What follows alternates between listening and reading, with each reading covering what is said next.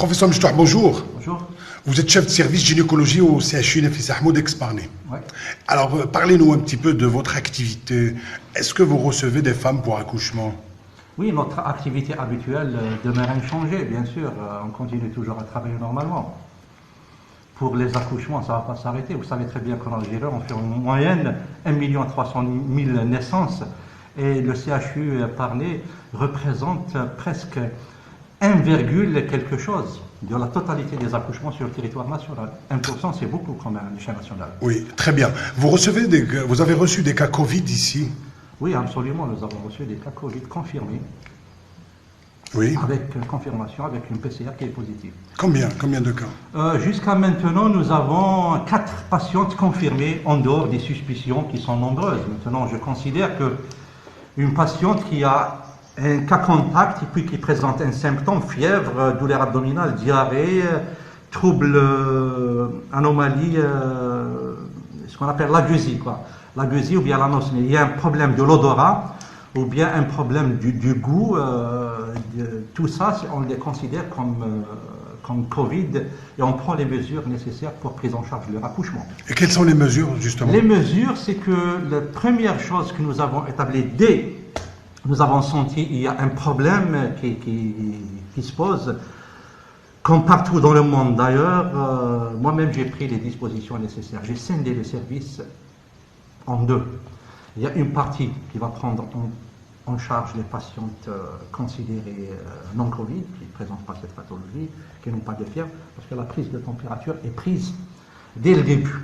Et puis il y a une partie de l'admission. Donc l'admission, il y a un box de consultation, une échographie dédiée pour les patients de Covid, consultation dédiée pour les patients de Covid, un ascenseur en cas de nécessité d'hospitalisation qui la conduit vers une unité Covid constituée de 26 lits avec un bloc opératoire dédié exclusivement pour les cas Covid et une salle d'accouchement qui contient 2 tables d'accouchement pour prise en charge d'accouchement de patients suspects.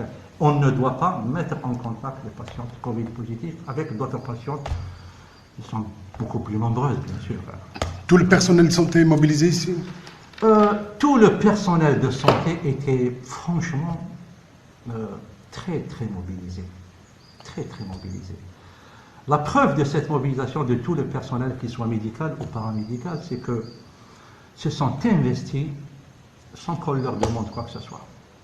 Les moyens de protection, il y a eu une cotisation, il y a eu des âmes charitables qui nous ont donné de l'argent.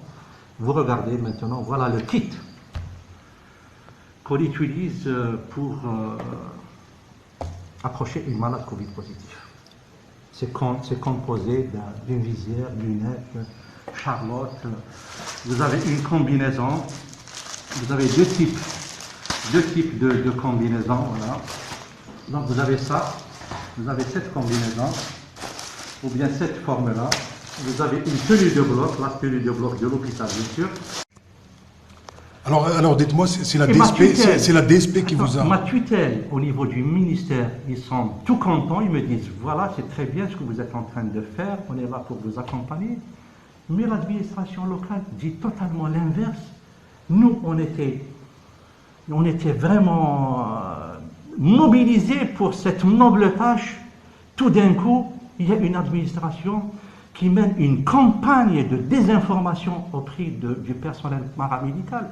Je les comprends, ils sont venus me voir, me disent voilà, pourquoi vous avez pris cette initiative de faire une unité Covid alors que vous n'avez pas à le faire. Mais c'est quoi ça? C'est quoi? Qu'est-ce qui se passe? C'est pour ça que je demanderai moi que c'est le président de la République qui doit intervenir par rapport à ça. Un message? Un message au président de la République qu'il intervienne, qu'il cesse, qu'il doit intervenir pour arrêter ces gens-là.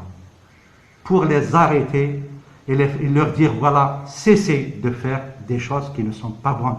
Aujourd'hui, c'est l'Algérie qui a besoin de ses enfants, pas l'inverse. Moi, maintenant, l'Algérie a besoin de moi. C'est maintenant que je dois agir avec mon équipe. Voilà. C'est ça le message. J'adresse ce message. Je suppose qu'il est très fort. L'Algérie a besoin de ses enfants. Laissez-nous travailler. On est là pour apporter de l'aide à nos patients. S'il vous plaît. Professeur Mjtouh, merci beaucoup.